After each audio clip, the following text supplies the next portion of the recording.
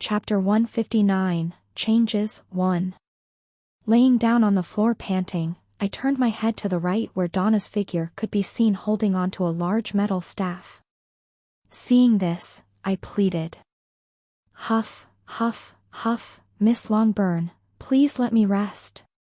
Hearing my plea, Donna ignored me and proceeded to lightly sway the metal staff on her shoulder as she shook her head and said, Nope, we still have got 1 hour left before the session ends, so hurry up and get up. GHHH, damn it. Helpless, I could only lift my tired body up and once again prepared myself to be subjected to Donna's merciless beating. Clank. KHH.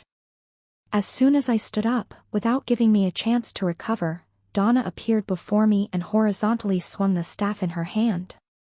As she swung her staff, hurtling in my direction, its metal body split the air apart. Hup. Seeing the staff move, without hesitation, I ducked my body down and avoided it within a hairbreadth. Not bad, but not good enough. Seeing me dodge her attack, a faint smile appeared on Donna's lips as she suddenly halted her movement mid-swing and swung the staff downwards. Seeing this, I helplessly mumbled. That's cheating. Bang! The last thing I heard was the sound of the staff splitting the air before a tremendous force hit my back, causing me to fall face first on the ground. Dank! Gaha! Hitting the ground, a painful groan escaped from my mouth as I clenched my fists and tried my best to withhold the pain. It hurt like hell. It felt as though someone had slapped my naked back with the palm of their hand at full force. The pain was something that couldn't be described in words, excruciating. On the bright side, fortunately, she held back, otherwise, I would have found myself without a spine. Not bad, you've improved quite a bit since your first lesson. Leisurely putting the metal staff on her shoulder, Donna walked around me as she nodded her head in appreciation. Ever since the first day that Donna had started training Ren, she realized that he was indeed talented. With every lesson they had, she would see him improve quickly. When she asked him how he was able to learn so quickly, the response Donna got was, I just repeat what we've learned in the previous lesson until I memorize what I could have done better and where I went wrong, this way I don't make the same mistake again. Hearing this response, Donna was incredibly pleased. This was exactly what every teacher wanted to hear from her students. It was fine for someone to be talented, but unless you put in the work and actively sought to improve yourself rather than remaining complacent, only then that you will set yourself apart from the average.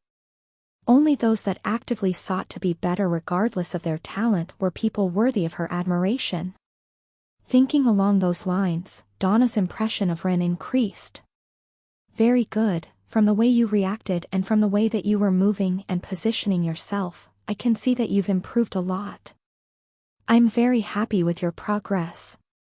Weakly looking up at Donna, who had just spoken, as a small groan escaped from my mouth, as I softly said, KHH, the reason I was able to improve so much is because of your amazing teaching ability, Miss Longburn.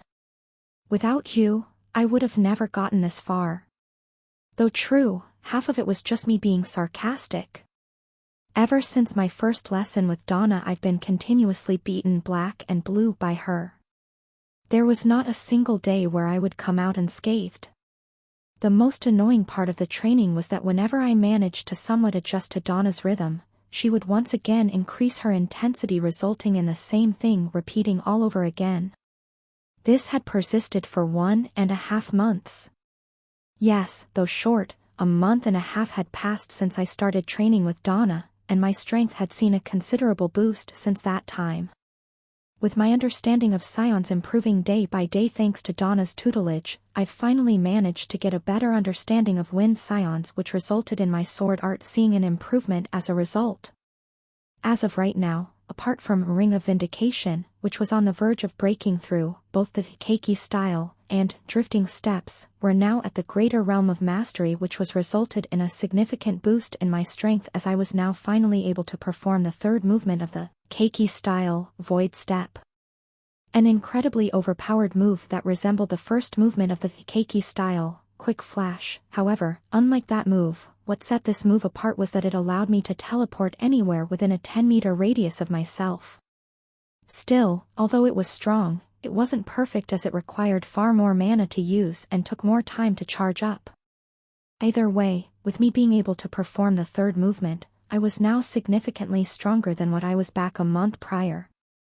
Moreover, my battle awareness and experience had also seen a significant improvement due to all of the beatings that I took from Donna.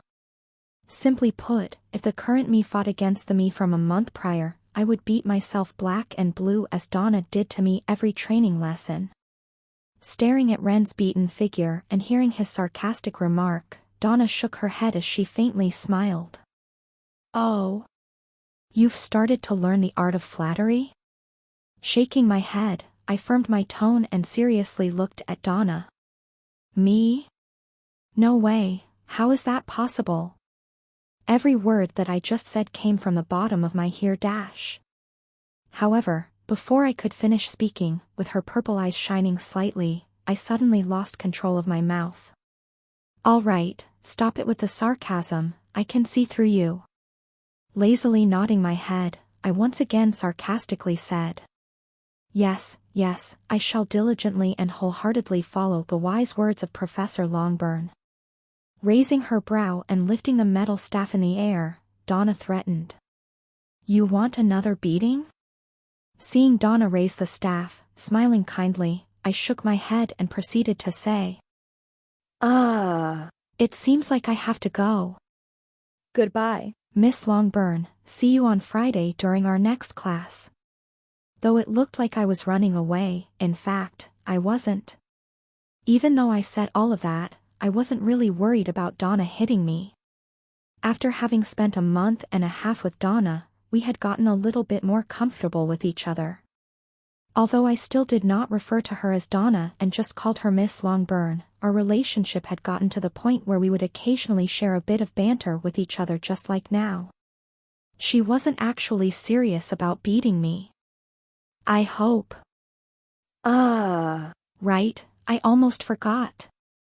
Just as I was about to leave, Donna's crisp voice entered my ears. "Ren, before you leave I have something I want to tell you." Turning around, I raised my brow. "Yes? What do you need?" Putting the staff down, Donna took out her tablet from her dimensional space.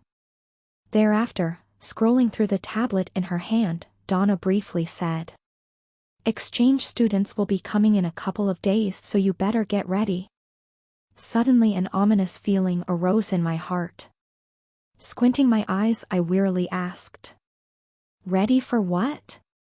With the palm of her hand on top of the staff, Donna twirled the staff on the ground and softly said, "Congratulations, you've been selected as one of the people that will orient the exchange students around the academy on the first day. Do not worry, you won't be alone as you will have another classmate aiding you in the process."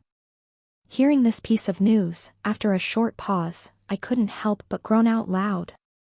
"You're kidding." Scrolling through the tablet, Donna shook her head. "I'm not kidding at all, I personally recommended you for this job." She wasn't lying about the recommending part. Donna was indeed the one that had recommended Ren to be part of the students that will be in charge of helping the exchange students. There was no spite in her action, in fact, she had done this for Ren. Taking into consideration his low talent, Donna wanted to broaden his options. Since being an agent was an option, Donna decided to expose Ren to as many people as possible, as agents thrived on connections. Thus, as she heard Ren's unenthusiastic reply, Donna sighed as she said, "Oh, shut it, you ungrateful kid. Take this as an opportunity to create connections with students from other schools. You'll need it for the future."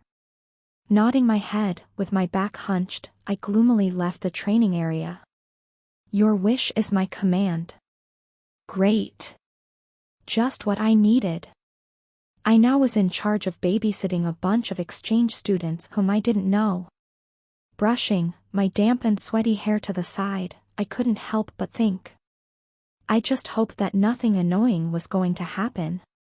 Either way, since it had come to this, I could only accept and adapt to the situation. The first thing I was to do as soon as I got back to the dorm would be to investigate every single exchange student that was coming. Recalling the incident with the Manticore building, I realized how important it was to gather information beforehand. Therefore, before the students arrived, I'll study each and every profile of the students that were coming in a couple of days, and from there separate the profiles into two piles. Who to avoid, and who to interact with. Staring at Ren's depressed figure leaving the training hall, Donna couldn't help but smile as she shook her head. What an amusing kid. Normally, if it were any other student, they would have been jumping up and down with joy at the chance of hosting and helping the exchange students. That was because they were all elites that came from different cities. They were people that had connections and could aid their career in the future. Yet it seemed as though it was the end of the world for him. Lightly chuckling, Donna tidied up the training room and proceeded to sit down cross-legged in the middle of the room as a purple hue started emanating from her body. Shua.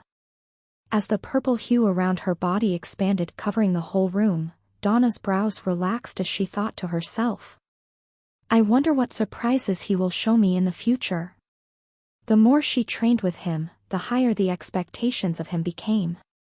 She really wanted to know what future awaited him. Chapter 160 Changes, 2. Carrying my tired body out of Section B, feeling the nice spring breeze brush past my skin as I walked around the academy campus, I decided to enjoy the fresh air and the scenery as I slowed down my footsteps. Staring at the students walking along the academy road, I fell into deep thought as I looked back at what happened the past month and a half. Honestly, nothing much happened. It was a fairly uneventful month and a half. This was considering the fact that ever since arriving in this world I've never had a proper day where nothing happened. Be it demons or conflicts with the professors or arrogant young masters, nothing of the sort happened during this month and a half. Shocking if I had to be honest. Perhaps it was because at this point in time in the novel there was a time skip, or because of the inter-academy exchange that was about to happen, no trouble came my way. And thanks to that, I was able to finally take a proper breather and focus on myself. A lot of the stress that I had built up during the first 5 months that I had arrived here had significantly diminished as I was now feeling better. Both physically and mentally. If I had to be honest, I really needed that. Perhaps because I was too focused on keeping myself alive and improving my strength, I never really bothered taking care of myself. It was only after things slowed down that I realized how fatigued and tired I was. Had I not taken the rest and things had gone at the same pace as before, it wouldn't be long before I would have broken down mentally. Fortunately, I realized this before it was too late. Either way, if there was a notable change that happened during this past month and a half, it would be that my strength has seen a noticeable boost. With me reaching the greater realm of mastery for almost every art I practiced, I had now almost caught up with most of the top first-year students. If I had to evaluate my strength now, it would definitely be within the top 10 of the first years. Considering the fact that I had only been in this world for around 7 months, that was nothing short of outstanding. Still, although I was now within the top 10, that didn't mean I had caught up with Kevin. No, I was still quite far from him. But it was understandable. It had to be noted that Kevin had a system with him. There was no way I was going to catch up to him in that short period of time. Especially not when he had a system aiding him at all times. Moreover, just because I was getting stronger didn't mean that the others weren't also getting stronger. In fact, everyone apart from Melissa found themselves breaking through a rank. Amanda, Emma had both reached E rank, whilst Jean E+ rank. Once news of their progress was made known, the academy was in a small uproar as such strength at this age was almost unheard of. Regarding Kevin, he was still D- rank. Though he had unparalleled talent and a system with him, he still needed a couple of more months before breaking through again. Anyhow, strength aside, there was another development that took place this past month, and it was the fact that Melissa had almost finished the first prototype of the magic card. According to what Melissa told me via text, as she specifically told me that she didn't want to see my face, was that currently, although fully functioning, the efficiency loss of the card was still too high. Meaning that it was still not commercially viable as a product. At the moment, it could only be used for investment purposes, as the first proper card would still take her quite a bit of time to fully develop. But that was enough. The prototype was enough for me. Once I got my hand on it, I would immediately give it to Amanda, who would then present it to her father and the board members of the guild. After that, everything was up to fate. If they chose to not agree to the terms that I had proposed, I would be left with no choice but contact someone else. Although the Demon Hunter Guild was the best guild in the human domain, there were still alternatives out there. If they chose to not accept the deal, I could very easily go knock on someone else's door. Still, there was no need to be that pessimistic. From the way I saw things, the chances of that happening were low. After all, I myself knew just how influential this product would be in the future. Thinking along those lines, my lips curled upwards as I felt my mood brighten. Everything is progressing smoothly. Pudding. After walking around the campus for 10 minutes, snapping me out of my thoughts as I arrived at my dorm was a high-pitched voice coming from the distance. Turning my head towards where the voice originated, I soon spotted a rather young-looking girl staring at a tall tree before her. On top of the tree, a black cat quietly rested. Holding onto a treat, the young girl once again called out. "Pudding, come here, I've got a special treat for you." Hearing the young girl's voice from below, the black cat that was on top of the tree lazily opened its eyes for a brief moment before closing them again and going back to sleep. It looked like it wasn't interested in the treat. Seeing that she had been ignored, the young girl's expression became crestfallen as she softly mumbled. "Another failure. No use trying, she's a shy one." Just as the girl was about to leave in defeat, she heard a male voice coming from behind her. As a result of this, caught off guard, the young girl ended up screaming as she jumped up in fright. "Hike! Ah! Oops, sorry." Seeing that I had scared the girl, scratching the back of my head, I apologized to her. Placing her hand on her chest, the young girl, Ava Leafs, took a few breaths before glaring at me and saying, "Ren, you almost scared me to death." Seeing that she was mad, I once again apologized as my lips faintly curved upwards. Sorry, didn't mean to." Seeing my lips curl upwards, Ava glared at me even more fiercely as she said, "You think it's funny?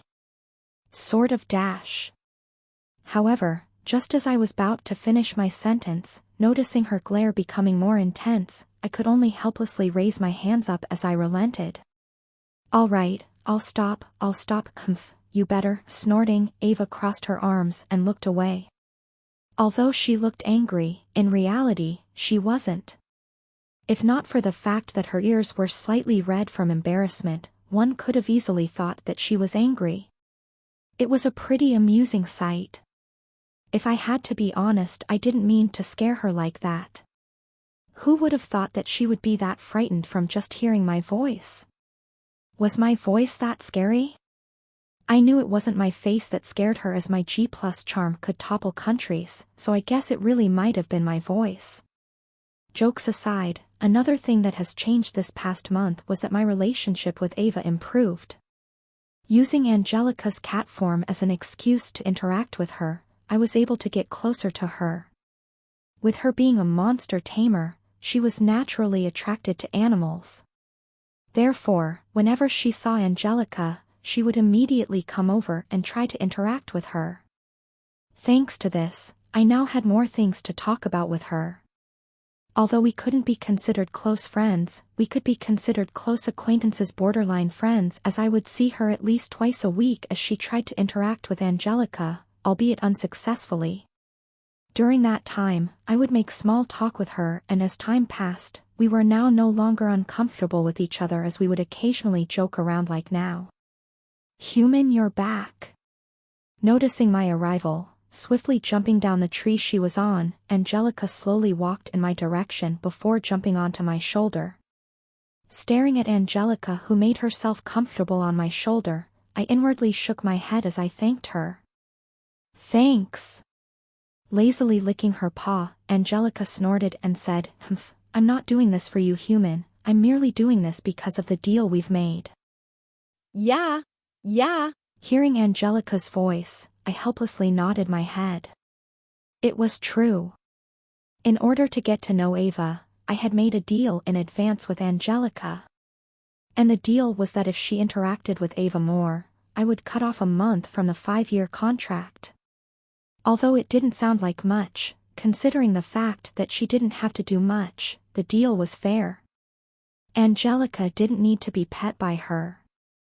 All she had to do was get her interest. After that, I would use that chance to strike up a conversation with her and get to know her better. The plan was that simple. At first, Angelica refused the deal as she thought 1 month was too short, but after a bit of thinking, she realized that all she had to do was just get closer to her, nothing else.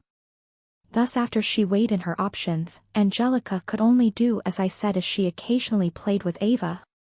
After Angelica got on my shoulder, I soon saw Ava staring at me with a tinge of envy on her face. Noticing this, a faint smile appeared on my lips as I knew that the plan had worked. Honestly, it was well worth the investment as now I could comfortably talk to Ava without any problems. Thanks to Angelica, I was now one step closer to recruiting her to my mercenary group. And once she was in, I would then legally be able to perform missions with my team. Thanks for taking care of her, Ava. After making sure that Angelica was on my shoulder, I thanked Ava. "You're leaving?" Yeah. "I'm busy today, so I have to leave early." As I was tired from my lesson with Donna, I decided to go back to the dorm. Seeing me leave, whilst still looking at Angelica who was on my shoulder, Ava waved her hand and said, Goodbye. "MHM. Goodbye. Ren. Goodbye. Pudding. Yup." Goodbye. Waving back to Ava, I slowly walked back into my dorm. I was honestly in a bit of a rush.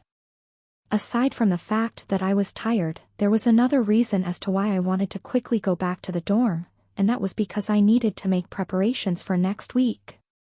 After 1.5 months of peace and quiet, the peace that I had enjoyed would soon once again be broken. And the reason for this was because a week from now, I was finally going to go to Amora. Although I had been preparing for this for the past 2 months, just thinking of what was to come in a week's time, I became slightly nervous, yet that wasn't the only thing I felt, as a part of me was also feeling very excited about the trip. Although the main goal of my trip to Amora was to find a cure for the Mindbreaker curse, that didn't mean that it was the only thing I was after. No.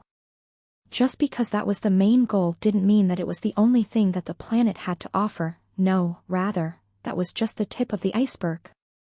If things played how I wanted them to play, I might get to see a very interesting show very soon. One that would make me reap a lot of benefits.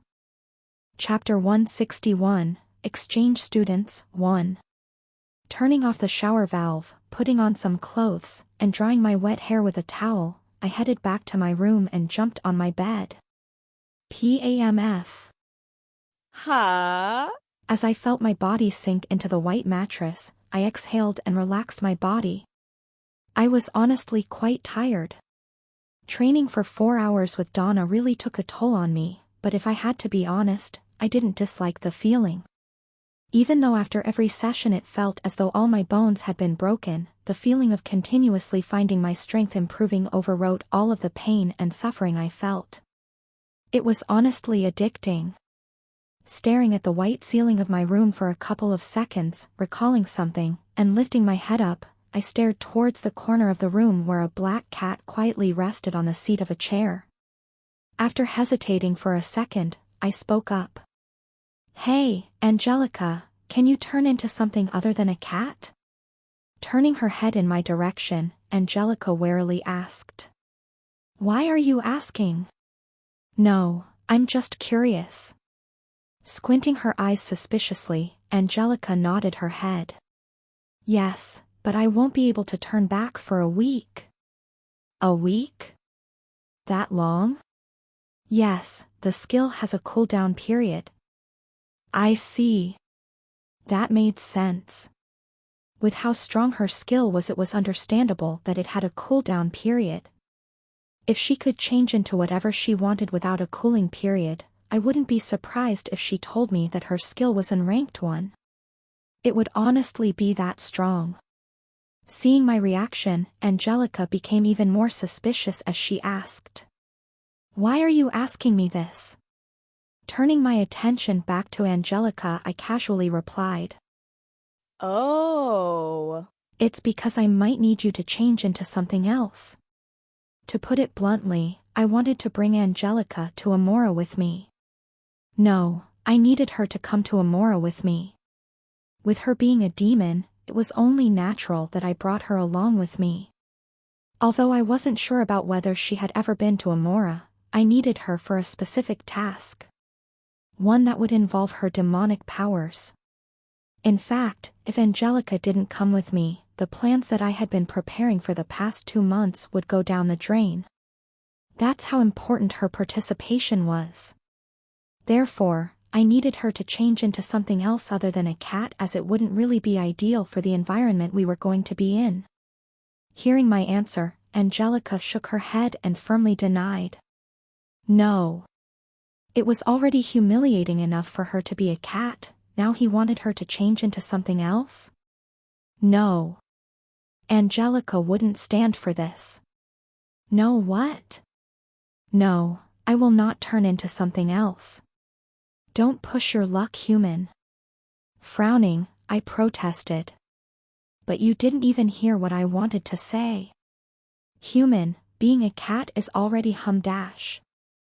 Before Angelica could finish speaking, I cut her off and told her about my plans. Next week I'm going to Amora.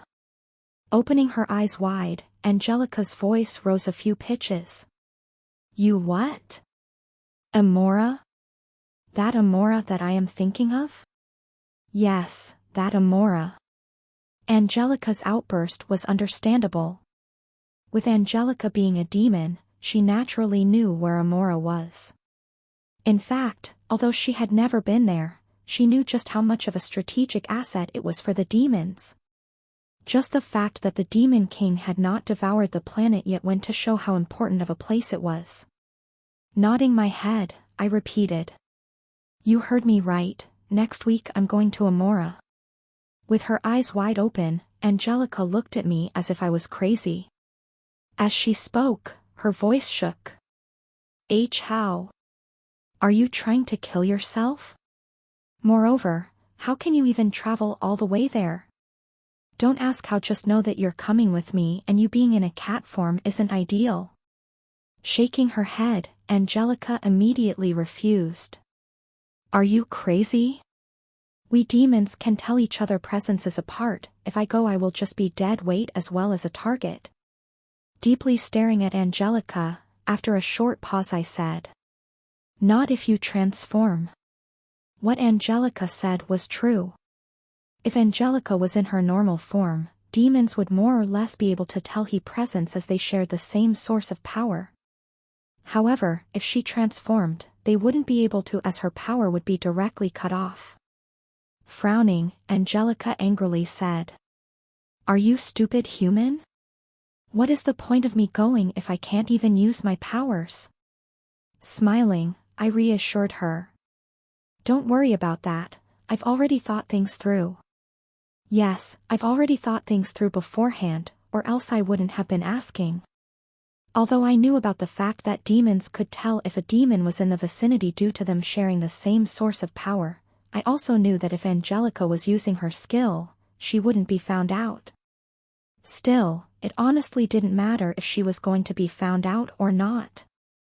That was because my plan in fact required for her to be found out. As long as everything worked out in the way that I wanted, the trip to Amora was going to be a fruitful one. After a short pause, Angelica still shook her head as she refused. No. Regardless, she still didn't want to go. Knowing how dangerous the place was, there was a high chance she could die. He could die for all she cared, but she still didn't want to die. Seeing Angelica once again refuse my offer, I firmly said. I won't take no for an answer. Don't forget I still have your core in me. If I die you die, you've got no other choice. Noticing that I had already set my mind to bringing her to Amora, Angelica was left speechless. She didn't know what to say. What he said was true. Just now she was reminded of the fact that her life was no longer in her control. Since her core was with him, Angelica really didn't have an option. If he died she would die alongside him, her fate was no longer in her hands. Her life was now tied to the human before her. As Angelica thought along those lines, a sense of helplessness washed over her body as she lowered her head in defeat. Is this what my fate is now? From the matriarch of a clan to a demon that is forced to hide in the form of a cat and do the bidding of a human. Was this how low she had fallen? Seeing Angelica's crestfallen expression, I sighed and reassured her. Don't worry, I won't be doing this for free, there's something in it for you too. To be honest, I understood Angelica's feelings. I mean, who would want to be treated like a slave? I for sure wouldn't. Knowing this, there was no way I was going to force Angelica to do something against her will without giving her an appropriate reward. Especially since I wanted her to be a part of my mercenary group. Not forcefully, but in a way that she wanted to be a part of it.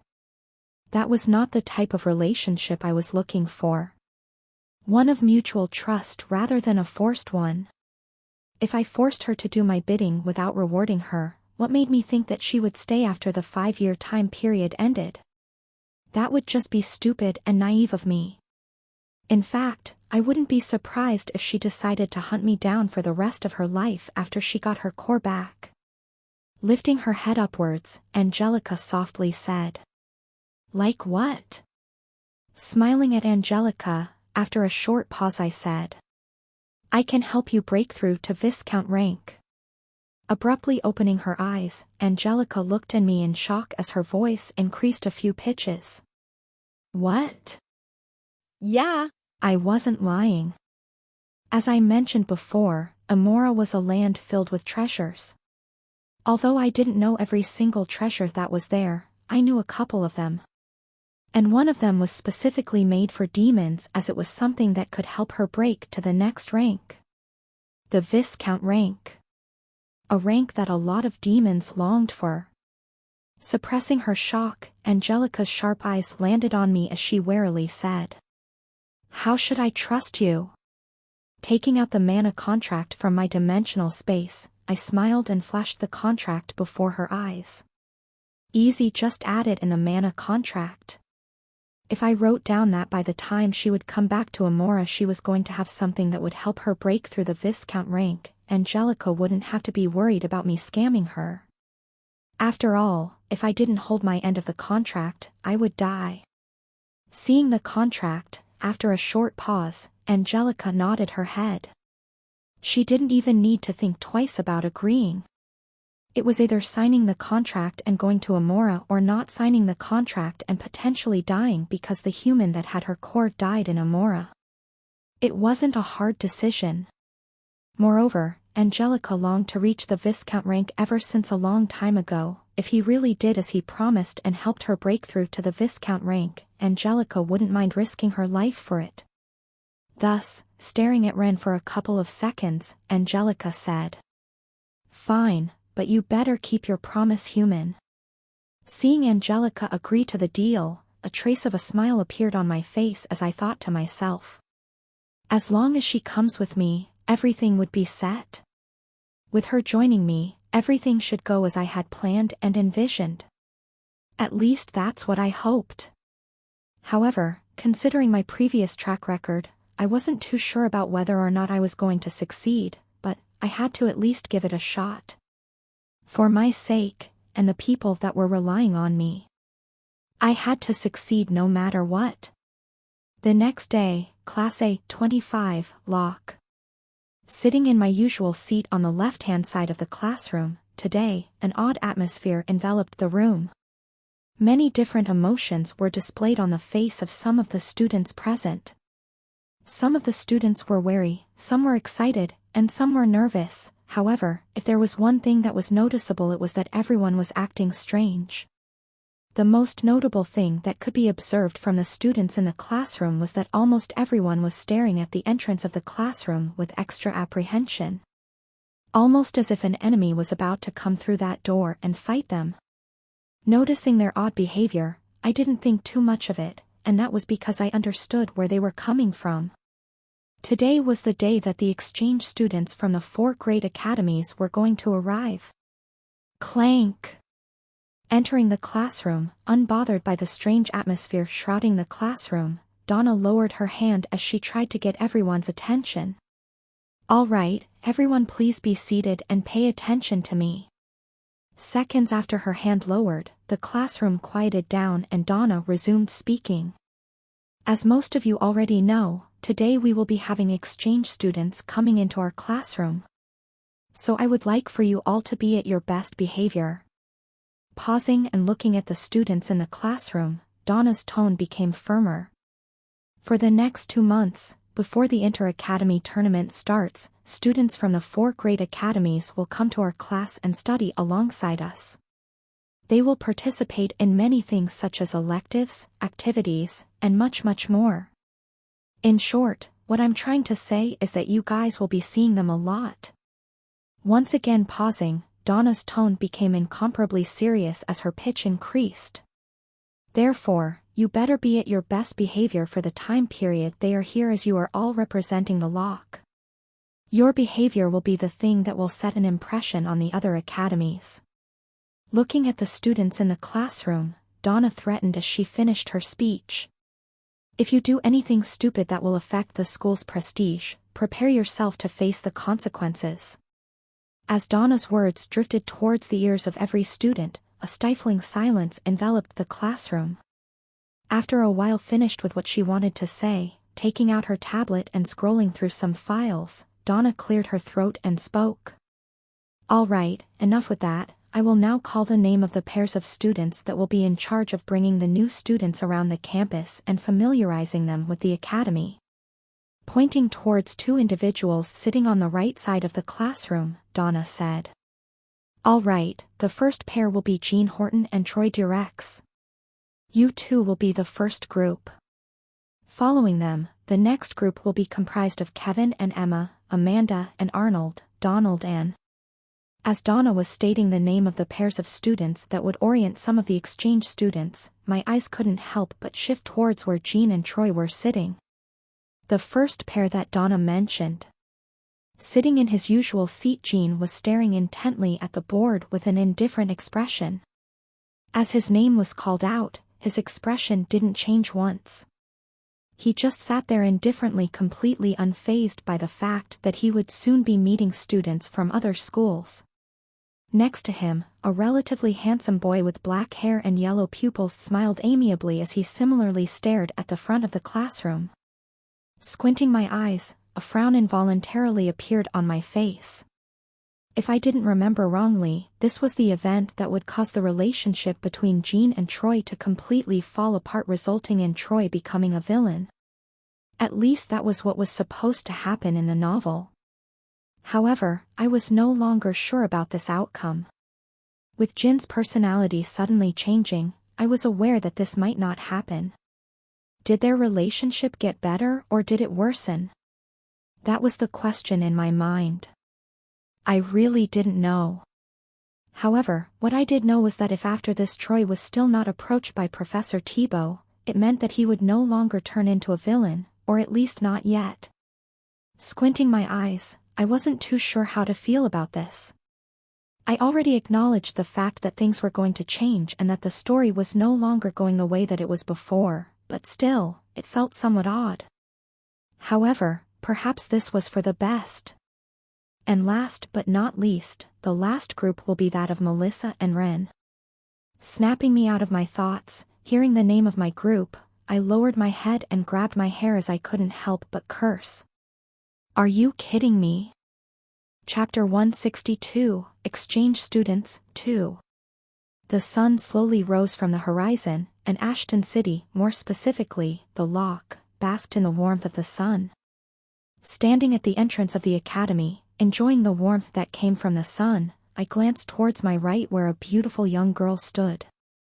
Currently, Melissa and I were waiting at the northern entrance of the academy. According to Donna's instructions, we would soon meet students coming from one of the 4 great academies. Our job was to greet them and bring them around the campus to familiarize themselves with the place. Although I wasn't sure about which academy they were from or who they were, that didn't really matter. During the past month, I didn't stand idle. Having learned my lesson from the situation at the Manticore building, after being made aware of the student exchange, I immediately memorized every single profile of the students that were coming to the Lock. Regardless of the academy, be it big or small characters, I memorized everyone's profiles. Took me a while, but I forced myself to do it.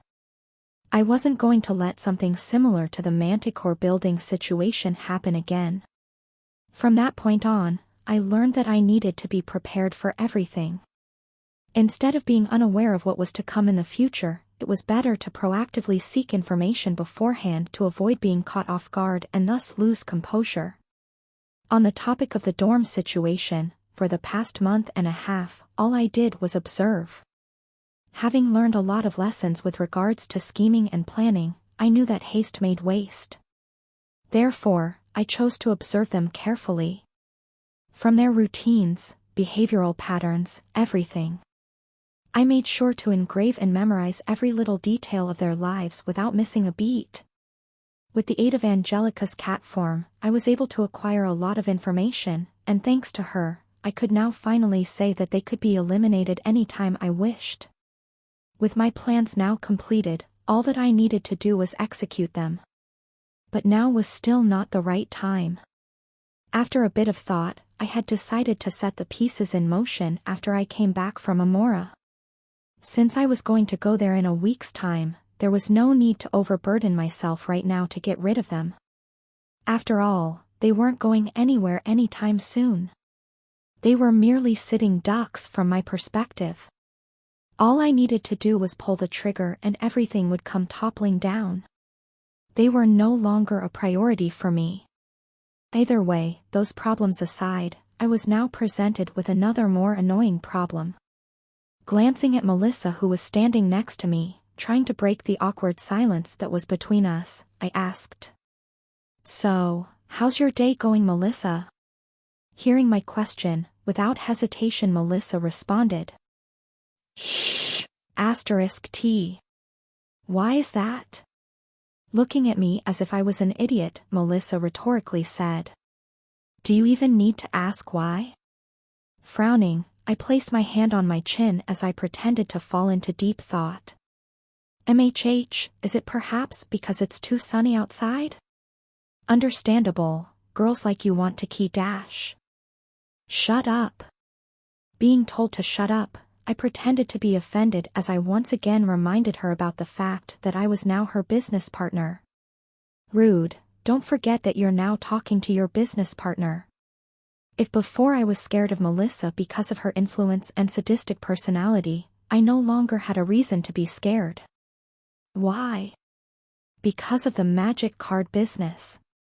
Now that we were partners, if anything happened to me, all of the efforts we put in the project would go down the drain. After all, we were bound by a contract now. Thinking along those lines, I inwardly chuckled. There was no longer a need for me to fear Melissa. Thus, I could pretty much do and say all I wanted without caring about the repercussions. Well, that was unless I pushed her too far. If that happened, well, let's just say that things wouldn't go well for me. TSK. Glancing at my smirking face from the side of her eyes, Melissa clicked her tongue as she said. Speak one more word and I'll skin your throat and feed it to the homeless people outside of the academy. I say, aren't you a little bit too graphic with your threats? Either way, there's no way you're going to hurt your business partner, right? Hearing my taunts, with her chest moving up and down at a faster pace, Melissa slowly spat. It seems that you're really asking for it. Ignoring Melissa's threats, I proudly flaunted the fact that I was her partner over and over again. Given how much value this project was worth, Melissa knew full well that she couldn't do anything to me. Therefore, no matter what she said, it was all ignored by me. This was revenge for all the previous abuse. Don't tell me you're salty you can't do anything to me anymore. Hoo. Taking a deep breath, Melissa tried her best to suppress her rage. She was now starting to regret making a deal with Rin. The limits of her patience were being tested with each passing second. If not for her rationality still taking over her mind, she would have already done something about him. What? I didn't he dash. Just as I was about to tease Melissa again, I suddenly stopped and looked towards the distance. After noticing something, with a tinge of regret, I said, as much as I would love to continue our conversation, it seems like our guests have arrived. Turning her head around, Melissa asked, where? There. Pointing towards the distance, a group of 5 students appeared on the other side of the street. Squirting my eyes to get a better look at them from the distance, the first thing I noticed was their uniforms, which were dyed in white with the lapel of their blazers striped in blue. They must be from Lutwick Academy from Park City. Noticing the color of their uniform, I was immediately able to guess the identity of the students that were coming in our direction. Lutwick Academy from Park City, the city that defended the east side of the human domain and that directly faced the sea. Because they directly faced the sea and hence sea beasts, they specialized in water warfare rather than land warfare. With them constantly fighting against sea beasts rather than demons, they fully adapted themselves to the water, and from there they had made a name for themselves as the East Guardians. Still, just because they specialized in water warfare didn't mean that they were weak in land warfare. No, rather, they were just as terrifying on land as they were on the water. As the figures of the students became clearer, my line of sight was immediately drawn towards 2 members of the group. A male and a female. The male had a large stature and short platinum-colored hair with curly sideburns. Both his eyes were bright, and his entire body was emitting a boundless power that reminded me of jinns. Next to him was a young girl who, similarly to the boy, had platinum blonde hair that gently fell all the way to her back. She had big deep sea blue eyes and clean white skin devoid of any imperfections. With a silver reaper hanging on her waist, the girl had a rather cold and unapproachable demeanor. Almost like Amanda. However, differently from Amanda, who seemed as though she had walls preventing people from getting near her, the girl before me had an aura of repulsion. Almost like as if she was saying, "Don't you dare come near me or I'll kill you." Similar yet different.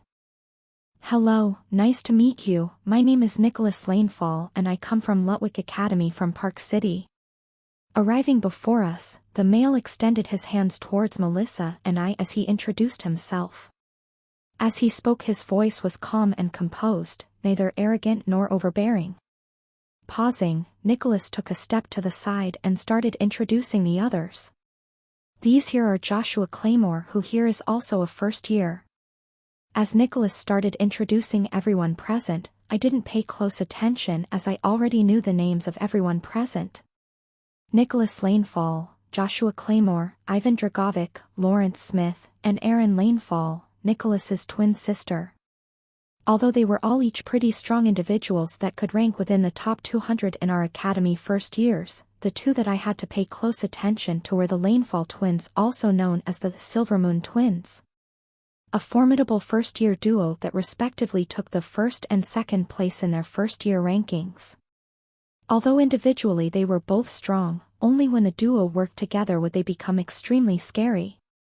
Aaron with her reaper and Nicholas with his twin short swords. When the 2 worked together, even Kevin would find it extremely difficult to beat them. In fact, there was a chance he could lose too. That was because of their sword art. They both each practiced a 4-star sword art. However, what made that art special was that it was made specifically for twins, and most terrifying of all was that when the two worked together, their sword arts could even rival that of a 5-star sword art. Frightening. And last but not least, this is my twin sister Erin Lanefall. Snapping me out of my thoughts was Nicola's calm voice as he finished introducing everyone. Overall, as I observed everyone before me, I had a good impression of them. Just like Nicholas, everyone was neither arrogant nor overbearing. Even though Erin was cold, she didn't look down on everyone, and it could be seen that her coldness was just her natural demeanor. They were somewhat quiet, but honestly, compared to young masters, I would take them any time of the day. Clearing my throat, and just when I was about to introduce myself, to my bewilderment, I found Melissa approaching them with an amiable and gentle smile on her face as she introduced herself. "It's a pleasure to meet you. My name is Melissa Hall and he's Rendover.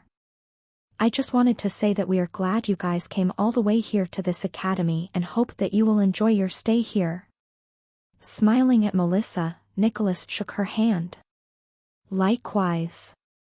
Blinking a couple of times to make sure I was seeing correctly, I glanced at Melissa as the gears of my mind stopped working for a second. What was going on? Was this the Melissa I knew? Where did the Melissa that abused people with words go? Was she okay? Did I perhaps tease her a bit too much? As millions of questions emerged in my mind, I suddenly felt everyone staring in my direction. Noticing this, with an awkward smile on my face, I waved at them. "Why? Yeah. Nice to meet you." Staring at me from the corner of my eyes, I soon noticed Melissa's lips curl upwards as she smirked. Noticing this, my eyes shot wide open as the veins on my head bulged.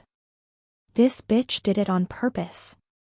She deliberately did this to confuse me and use this as an opportunity to make me look stupid. I see, no wonder she acted so differently. Crossing my arms as I secretly clenched my teeth, I secretly swore to myself to get back at her. "All right, please follow me, Ren, and I will introduce you to the campus so that you can familiarize yourselves with this place and thus not get lost in the future." Taking pleasure in my expression, with a faint smile on her face, Melissa triumphantly turned around and led the way towards the entrance of the academy. Smiling, Nicholas looked at his group and nodded his head at Melissa. That would be great. And thus, following Melissa, we took the tour of the campus. As we walked, Melissa did most of the talking as she went through the rules and the layout of the academy. On small occasions, I would add a few things here and there just to get myself involved in the conversation, but most of the stuff I said went to deaf ears as it wasn't really important information. We explained about the different sections in the academy and also told them in detail about the rules of the academy, such as no fighting and stuff like that. Not that people actually followed the rules, but that was what was written, so we just mentioned it. After a while, as we were walking and had pretty much toured most of the campus, recalling something, I proposed. "How about we got to the arena grounds in Section G?" Raising her brow, Melissa looked at me as she skeptically said, "Section G?" Glancing at my watch, I proceeded to nod my head as I said, Yeah. "If I'm not wrong, a good show is about to happen." Turning his attention to me, Nicholas curiously asked, "What good show?" Still staring at my watch, and trying my best to recall something, my eyes soon lit up as I nodded my head repeatedly. Yup, there's definitely a show that we shouldn't miss." I wasn't lying when I saw a good show was awaiting us. With the time skip ending around here, from what I remembered writing in the novel, at around this moment in time, Kevin should be at the arena ground fighting against one of the top students from Theodora Academy. The academy that was filled with arrogant young masters. I didn't need to explain what happened, did I? It was pretty obvious. With the people from Theodora Academy being famous for their arrogance, it wasn't strange for Kevin to get into an altercation with one of them. And thus, a really good show where Kevin was going to pummel his opponent was going to happen. Glancing at my watch, I urged everyone to follow me. If we hurry up we can make it in time. There was no way I was going to miss such a good show. Chapter 163, Exchange Students, 3. Whoop-ah! Entering the arena grounds of Section G, loud cheering reverberated across the place as students could be seen leaning on the handrails of the arena grounds excitedly talking to one another as they all had their eyes glued towards a certain platform below them. Glancing towards the direction of where most people were looking at, I soon sighed in relief when I saw Kevin's figure standing on one of the platforms. I guess we're not too late. Would have truly been disappointed if I didn't get to see Kevin pummel some people. Although from what I remembered the match lasted for less than a minute, it was still better than going around the academy with strangers and explaining them the layout of the academy as well as the rules. Arriving a couple of seconds after me and hearing what I said, curiously looking around, Melissa asked. Too late for what? Pointing towards a certain platform below, I said. For the show. Squinting her eyes to get a better look at where I was pointing at, Melissa soon spotted Kevin's figure on one of the platforms. Taken aback she asked. Isn't that Kevin? Nodding my head, I replied. Yup. How did he end up there? He was challenged. Who challenged him? Before I could answer, glancing towards the youth that was standing opposite to Kevin, Nicholas spoke. From what I know he should be Theodora Academy's 5th rank, Robert Wilson. Frowning, Melissa took a brief look at Nicholas who was standing next to his sister and his 3 other classmates. Currently all of them were looking at Kevin with incomparably solemn faces. Having heard of Kevin's name, they naturally knew that he was the number 1 ranked student in the lock. Naturally, as competitors, Nicholas and his sister paid special close attention to him. Kevin was after all someone to watch out for. Unaware of their thought, staring at the youth below, Melissa repeated. Robert Wilson? Nodding my head, I followed up. Yeah. 16 years of age, ranky dash, main weapon hammer. Hearing my response, Melissa was at first surprised. However, shortly after, looking at me weirdly, Melissa said. The fact that you know this much creeps me out. Rolling my eyes, I ignored Melissa. She wouldn't understand. Having memorized the profiles of most of the exchange students, I of course memorized the profile of the student that Kevin was currently up against. Wearing a pale green uniform, the youth was currently arrogantly looking down on Kevin as he insulted him from below the stage. Although I wasn't sure of what he was saying, from the way he talked and behaved, I could already pretty much deduce the content of the conversation. Grovel beneath my feet blah blah blah you are nothing. Just the typical stuff. However, I knew that the opponent's arrogance and behavior were merely a facade. Turning my head right towards one of the private chambers of the spectating arena, I knew that this was merely an act that Theodora Academy did in order to get a better read on Kevin's abilities. Since Kevin was ranked number 1 within the first years, it was only natural that Theodora Academy would want to know about his abilities. With the upcoming inter-academy exchange, in order to win, the academies needed to have a better understanding of their opponents. With Kevin's fame, he was obviously one of the main targets to spectate. And rightfully so, as all of the spectators' eyes were focused on Kevin's figure.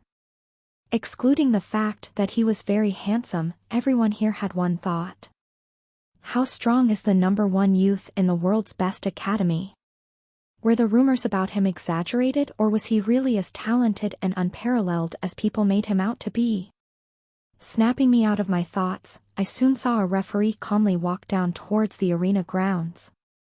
Seeing the referee that was in charge of the match arriving, I couldn't help but excitedly say, "Oh, the match is starting." As soon as my words died down, the arena grounds quieted down as a referee came up on the stage. Staring at Kevin and the youth opposite to him, the referee warned. "Let me be clear, this is a friendly match. Pausing to make sure that both Kevin and the other youth were paying attention, the referee solemnly said. Both parties can use whatever means possible to defeat their opponent, be it skill, artifact, or anything that you have with you, is allowed. However, if one party admits defeat during the course of the fight, the other party cannot continue attacking. If I feel even the slightest killing intent by any one of you, I will be stopping the match. Do you understand? Understood. Kevin calmly took the initiative to respond. The representative from the Theodora Academy team, Robert Wilson, was a rather muscular youth who looked around 20 despite being the same age as Kevin. As he looked at Kevin before him, his expression remained stoic and unmoving. Following Kevin's example, Robert responded. Understood. Seeing that both Kevin and Robert had understood the rules, the referee raised his hand and immediately lowered it as he shouted. Begin. As soon as the referee's hand slashed down, without skipping a beat, taking a step forward, Robert ran towards Kevin's direction. Bam! Bam! With every step he took, the arena platform shook. Staring at Robert headed his way with the enormous hammer in his hand, Kevin's face remained indifferent as his red eyes calmly looked at him from the distance. Seconds after, Robert arrived before Kevin. Raising his hammer, Robert smirked as he shouted. Why aren't you moving? Are you that scared of me that you froze in shock? Without hesitation, he aimed for Kevin's head. However, just as the hammer was about to land on top of Kevin's hand, the spectators only saw a flash, and Kevin's body disappeared. The hammer fell on the ground and the arena shook. Bam! Ha! As his hammer hit the ground, feeling the cold tip of a blade next to his neck, Robert heard a cold voice from behind him. You lost. As Kevin's cold words fell, the arena was enveloped in silence. Waking up from his stupor, raising his hand, the referee announced. Kevin Voss wins. Subsequently, as the referee's words traveled through the ears of everyone present, the arena was in an uproar once again as everyone shouted or cheered. Wow. What was that? Did you see what he did? The match didn't even last a full minute before it was over. It was Kevin's total victory. In the direction where Rin was previously looking at, inside of a private booth, two instructors wearing a similar pale green uniform to the youth on the stage sat at the head of a conference table within the private room that overlooked the arena grounds from below.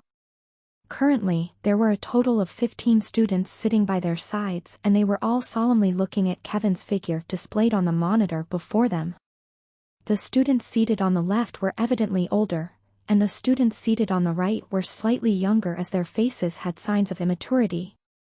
The people here were the other members of the Theodora Academy. The elder who sat on the left had a slightly crooked nose with eye bags beneath his eyes. His facial features were solemn and serious. As he sat there with his wide shoulders, he gave off an extremely sturdy feeling. He spoke in a low voice. According to our investigations, Kevin's abilities should be within the E to D range, however, judging from how he managed to defeat Wilson so easily, I'm afraid his rank has already reached at least E+ rank. Hearing the elder's evaluation of Kevin, the 15 students were all somewhat doubtful as they started whispering amongst each other. Continuing, the elder said. Unfortunately, because the battle ended too fast, we weren't able to get a better understanding of his sword art nor his skill as he seems to be concealing his true abilities. Instructor Thompson, don't be anxious. I don't think things are that complicated. Sitting in front of the instructor was a certain youth with long black hair. He was around 16 years of age, and had a refined and elegant demeanor with looks that matched his demeanor. He had big bright blue eyes and a tall and slender build. His hands, which were now placed on the table, were twirling a black fountain pen that had golden engravings on the side. The youth's name was Aaron Rhinestone and he was the current rank 1 for the first years in Theodora Academy. Because of his talent, he was extremely well respected amongst his peers. Naturally, because of the environment he was exposed to, Aaron developed an arrogant behavior that made him think that he was number one amongst the younger generation. That was until Kevin's name started to become more famous than him. It was from there that Aaron had started to learn of Kevin's talent and exploit. The more Aaron read, the more excited he grew. Given his fame and talent, if he managed to defeat him, wouldn't he be hailed as the greatest of the younger generation? Just the thought made Aaron smile as he thought to himself. He was someone worthy of being his stepping stone. After a while, Aaron Rhinestone finally raised his head and smiled. This smile was just like that of a venomous viper in search of a prey. Staring at the monitors in the middle of the room for a couple of seconds, the youth smiled as he said, "Instructor Thompson, leave that Kevin guy to me." Boo dash. Just as Instructor Thompson was about to protest Aaron's decision, a cold and overbearing voice cut him off. "Let him." As his voice faded, everyone's attention turned towards the person that had just spoken. The person who spoke was the instructor seated by the right. He had a curly gray beard and had a fairly large stature. His short white hair resembled steel needles, and the hairs on his temples, along with his curly beard, made him seem impressively terrifying as he looked like a war general that had just come back from a long battle. Chapter 164, Amora 1. Manticore Building, Friday. Fwa. As black smoke rose in the air and enveloped my room, I stared at my right hand where a slick black ring rested on my index finger. Its design was rather dull as it looked like any regular ring that could be found on the market. However, if one looked closely, one would be able to see a red hue pulsating from it.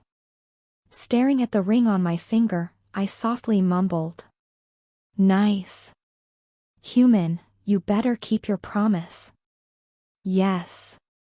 Nodding my head, I once again looked at the ring on my finger as I curiously asked, "How does it feel being a ring?" "Humph, if not for your deal, I would have never done this." "How humiliating." Yes, the ring on my finger was in fact Angelica. Since I couldn't bring Angelica with me in her cat form, I decided to make her turn into a ring. The reason I asked her to be a ring was because her cat form would be a burden to me. If a situation arose where I had to run away, Angelica wouldn't be able to catch up to me and Kevin as she couldn't use her powers lest she wanted to let the demons around us know of her presence, and considering the fact that she had no core in her body, the situation would not be good for both her and me. That aside, the primary reason why I didn't want her to be exposed was because it would ruin my plans as well as give away my location, as demons had a way to tell if another demon was near them. Until the part of my plan that required for her to expose herself played out, she had to hide as a ring. Only with her would everything that I had planned for the past 2 months come to fruition. Therefore, I couldn't stress enough how important it was for her to remain as a ring. If even a little detail of my plan went wrong, the chances of me surviving were slim to none. To be honest, I still preferred her cat form, however, this would do for now. Prior to now, I had thought about turning her into a ring before, but after a bit of thinking, I decided against this idea, as that would mean I would have to carry her with me at all times, including class, which would just be annoying. Especially considering the fact that she tended to nag all the time. "Please no. I know you hate it, but please bear with it for a bit. I promise I'll hold my end of the deal." "You better, since we've signed the mana contract, you must naturally hold on to the end of your deal, lest you wanted to die." "I guess that's true." As I conversed with Angelica for a couple of minutes, after I explained everything that I wanted to tell her, I then proceeded to touch my waist where a thin black sword quietly rested. Bleak Star. The new sword that I had ordered a month and a half ago with Amanda.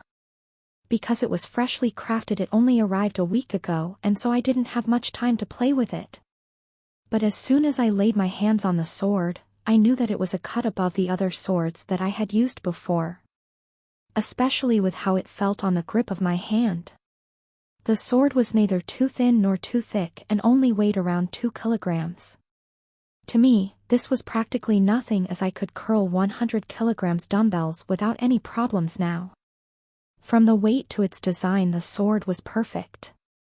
Moreover, I especially liked its effect, scion coating, that allowed me to coat the sword with elemental scions.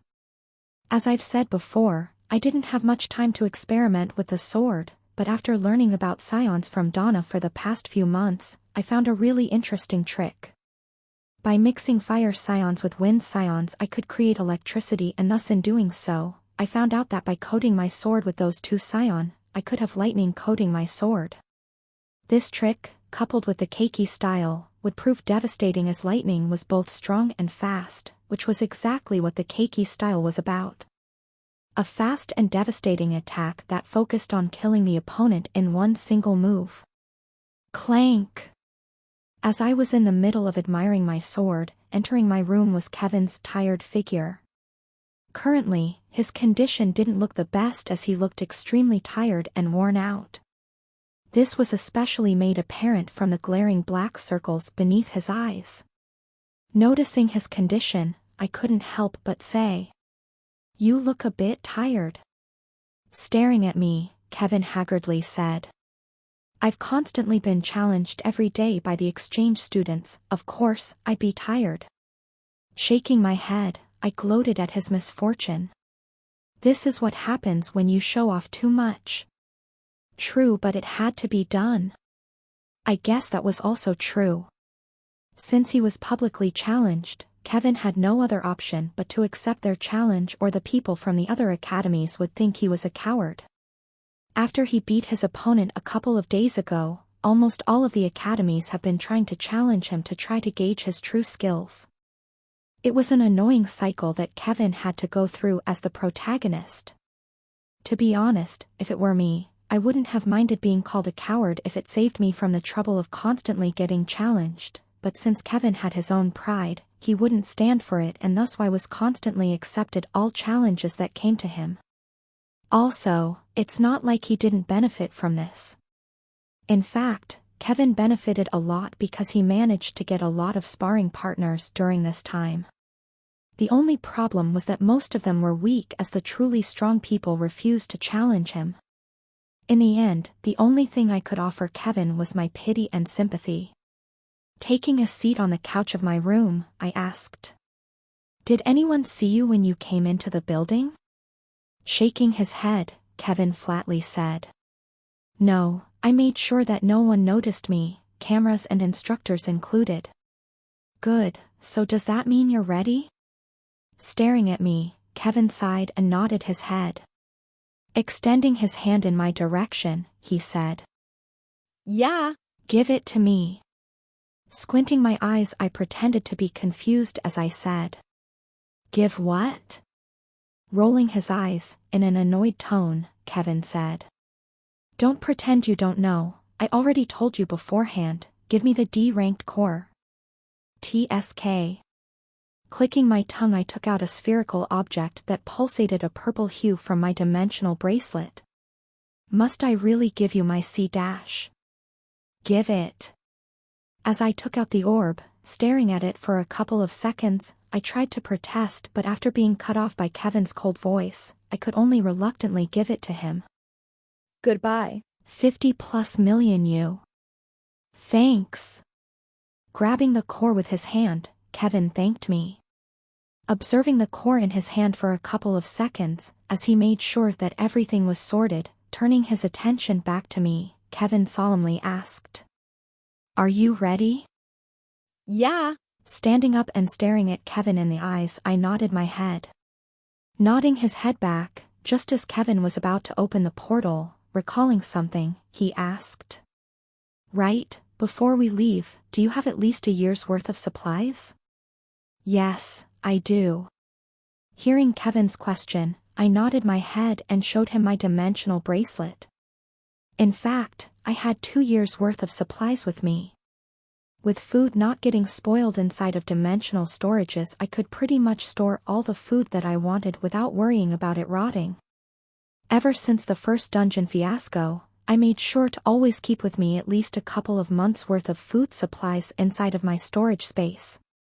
In order to store that much food, I had bought an extremely expensive dimensional bracelet that could hold 10x more than my previous bracelet. With my now expanded storage place, I pretty much filled it with anything I could possibly think of. Drones, tents, food, water, books, clothes, basically anything that could prove to be useful. Of course, apart from those, I made sure to bring the red book with me as it was the best cheat I could have when traveling with Kevin. Just the book alone could increase the chances of my success to increase by a large factor. It was that important that I brought it with me. In the middle of my thoughts, remembering something, staring at Kevin, I asked, "What's the conversion rate?" 110. Frowning, I carefully asked, "So, for every 10 days we spend there, a day passes here?" "Yes." Placing my hand on my chin, the frown on my face deepened. After a bit of thinking, I nodded my head and said, "All right, considering that today is a Friday, it means that we have about 2.5 to 3 days to spend. Moreover, we can probably skip a day, buying us another 10 days. I'm sure Miss Longburn wouldn't mind our absence too much, so that means we will have at most a month's time. Would that be enough time?" Honestly, I wasn't too sure. According to my calculations, yes, but you never knew what could go wrong. Frowning as I brushed the bangs of my hair to the side, I mumbled, "Oh well, even if we spend more time, what's the worst Donna could do? Kill us?" Well, it didn't matter. I had already typed out a message to Donna that would be sent to her in 3 days' time explaining our absence. Unless I returned before then, the message would be directly sent to her, helping me avoid a troubling situation where a long search for Kevin and I would happen. Pretending to not have heard my muttering, Kevin asked something that he had wanted to ask for a while. "By the way, you still haven't told me why we're going to Amora. Moreover, what are your plans once we arrive?" He had wanted to ask this question before, but he never got the chance to ask. Now that they were in this together and were about to go to Amora, it was only appropriate that he knew what he was signing up for. Hearing Kevin's question, I nodded my head and said, "Well, let's go there first and I'll explain to you my plans. It will take a while to explain, so it's better if we talk about it there rather than here where time flows faster." "All right, that makes sense." Hearing my explanation, Kevin nodded his head. Since time flowed faster here, every minute they wasted here was like 10 minutes there. Might as well go there first before talking about the plans. Hoo. Thus, closing his eyes and taking a deep breath, Kevin extended his hand forward. Re-yi up.